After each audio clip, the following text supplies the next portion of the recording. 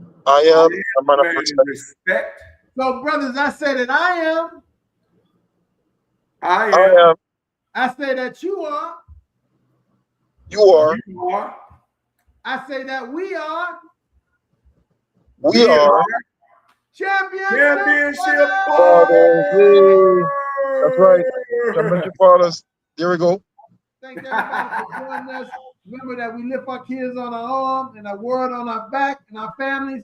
And we'll be here back next week, Right. same time, 7 o'clock, for 90 minutes of fatherhood talk with me, Dr. Ron, the Fatherhood Think coordinator, coordinator, and the fathers of the Fatherhood Think Tank.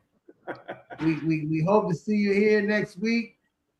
And we're gonna be working on some of those. Listen, the nice topic was one way, and by the end it got a little bit, got a little high beat. So we hope that works in another favor. So let's definitely look into that. So we'll see you all here again next week at the Fatherhood Think Tank. There we go. Excellent.